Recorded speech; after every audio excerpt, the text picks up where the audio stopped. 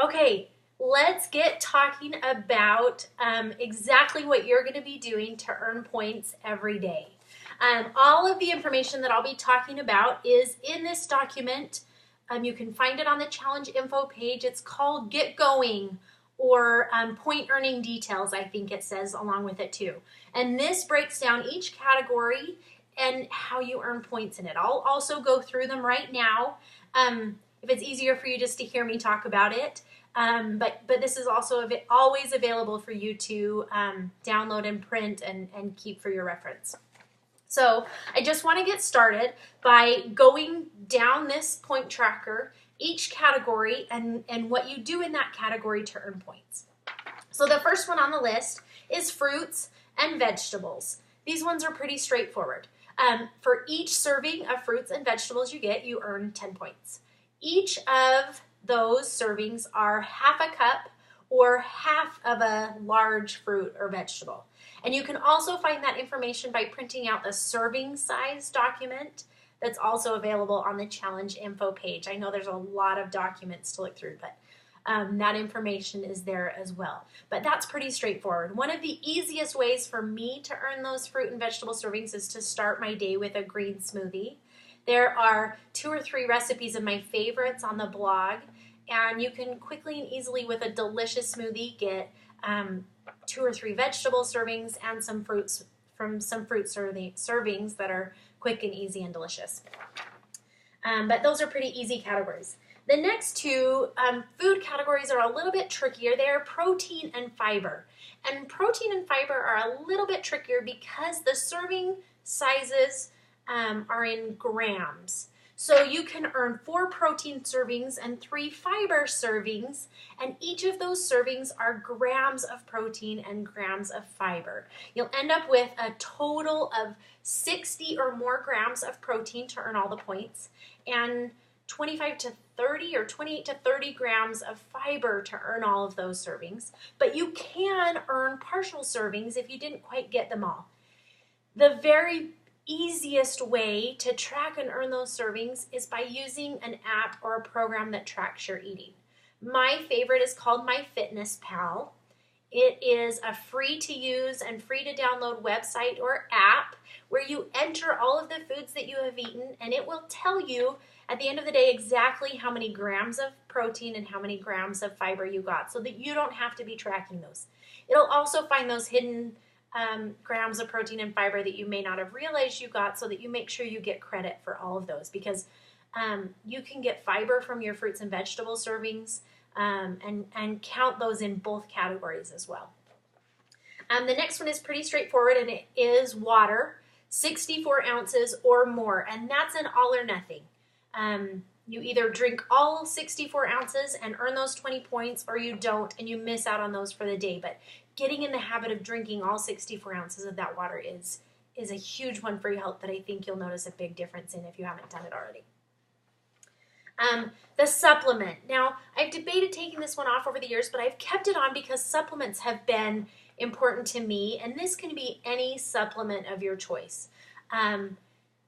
Like I said, they've been important to me because vitamin D is a deficiency that I naturally have. My mom and my sister do as well, that has been passed down to me. And if I don't take a vitamin D supplement every single day, I have these horrible health side effects from vitamin D deficiency. So the best advice I can give you on supplement is to talk to your doctor and find out what your body is lacking. Fish oils, vitamin D, just a multivitamin if you choose, or whatever. If you have something else that you'd like, or a supplement that you'd like to see if will work in that category. Sorry, that was my phone. If you have a supplement you would like to see if will work in that category, email me and we can talk about if it's a good supplement to count. Okay, caloric range. This one is one of the trickier ones, so let me explain. As you get started with the challenge, you will decide on, sorry, let me turn off my phone so it doesn't beep again. You will decide on a calorie range. Now I've listed through this document, if you'll click or search on the blog about calories, I've listed 3 or 4 sites that you can put in your information and it will tell you the best calories for your body. MyFitnessPal, the government has one. There's lots of different sites that you can reference, but in the end, that's your choice. And I do not want your calorie range to be super restrictive or low, really low, because I want this calorie range to be about you finding the right amount of food for your body, not about you being restrictive and starving. If you are hungry in the calorie range that you have set, you need to increase it because your body's letting you know that it needs more to eat. So pick that calorie range, but know that you can adjust it if needed as you get going, just really to find the amount of food that your body needs, not as a way to starve yourself. So check out the blog for more information on that. But once you've set that calorie range, you get or you lose points for going over it. You actually don't get points for staying within your calorie range.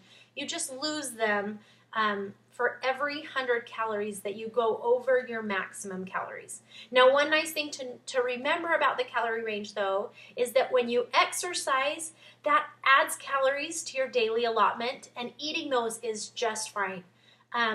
Your body needs those to repair the muscles that you've been working and to give you the energy that you need after you've burned all those calories. So you're welcome to eat calories burned in addition to your regular calorie allotment and not have to deduct points here.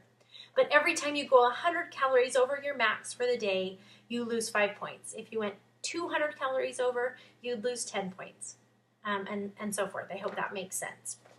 The next one is also subtracting points, and that's for unhealthy food. Now, there is an unhealthy food list that you can reference on the blog, and I'll also talk about that in a later video. But that'll just kind of give you an idea of what unhealthy food you'll need to subtract points for. You also do get some free treats that you don't have to deduct for, and I'll talk about that in a later video too. But those are minus 5 points for each serving of unhealthy food that you eat. So you can't do 10 cookies and call it one unhealthy food. That would be minus 10 in the unhealthy food category. The next one is exercise, and this one is a little bit tricky too because you can only earn points for exercising 5 times a week. That can be on any days of the week, but you can only earn it for 5. And then the number of points that you get are based on the time that you spend exercising. Any kind of exercise counts depending on you and your body and what you need. Anything from walking or yoga to, harder, more strenuous exercise. Whatever your body needs, that is just fine. Let me double check on my Get Going document what the time is. I can't remember right off the top of my head. Okay. Up to 5 days a week, 20 minutes of exercise is worth 10 points. 30 minutes of exercise is worth 20 points, and 45 or more minutes is worth a total 30 points of exercise for that day. But remember, you can only earn it on 5 days a week. The next one on my list is addiction. Now, I'm going to create another video to help you choose your addiction, but basically, any day that you avoid your addiction choice, you get to earn those 20 points, and that's pretty straightforward. Your gratitude journal, again, pretty straightforward. Every day that you write in your gratitude journal, and it can be a list or a paragraph or any way to express your gratitude, online or in paper or on your phone, you get those 10 points for every day that you do that. The next one is prayer or meditation, and that one has a max of 2 per day. So twice a day you can get points for spending time in prayer or meditation, and that's 10 points for each, so a maximum of 20 points per day. Uplifting reading. Again, pretty self-explanatory. Uplifting is up to you. Anything that you feel like is uplifting reading for you can count. And let me double check that I say this correctly. I believe it's 20 minutes a day to get those points. Here we go. Yep. 20 minutes or more every day to earn those 10 points for uplifting reading. The next one is sleep, and this one is similar to exercise in the fact that you can only earn it a maximum of 5 times per week. So 5 nights a week, you need to be really careful to get 7 hours of sleep or more to earn those sleep points. Now this one, especially for like you moms with little babies or situations like that, as long as you are careful to be in bed giving yourself enough time to get those 7 hours, even if they are interrupted by little children or babies, you can still count those points. But only a maximum of 5 nights a week on any night of the week. The next one is family time, and that's making the effort to build those family relationships. Let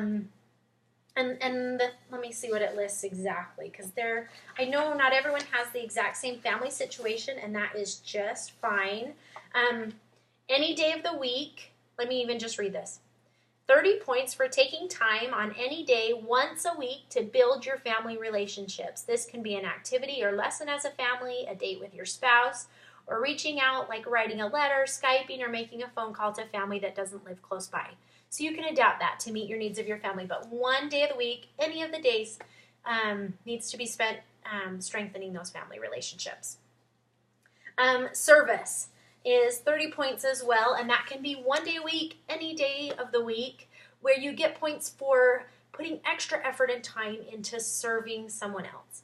So the only requirement I give is that it needs to require effort and sacrifice. Something small that doesn't require much effort or sacrifice on your part maybe wouldn't count, but even a small thing that required great effort and sacrifice on your part would. So I hope that kind of makes sense. You get 30 points once a week for service.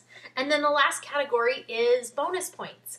And these are pretty simple and straightforward. I've created bonus point documents, and you can print those out again on the challenge info page. And all you have to do is follow the instructions and complete the bonus item for that day. I will also post those every week on the private Facebook group page if you're on Facebook and need that reminder on there. Some of those will be doing the things that you already have to do. You just get those 5 extra points for doing it that day to kind of give you a little extra incentive. And some of those will be some added things that I like to have you do to work on your spiritual, mental, emotional health. So just as long as you do it, the only requirement of those is that unless it states otherwise, it needs to be done on the day assigned to get those points. So that's it, you guys. We just went through every single point earning category. Again, all the information that I just talked about is in this Getting Going point earning document that you can print out and reference. And then if you have any questions, let me know. I hope that's helpful. The next video we'll kind of talk about a couple of those specific categories that might need a little bit more explaining.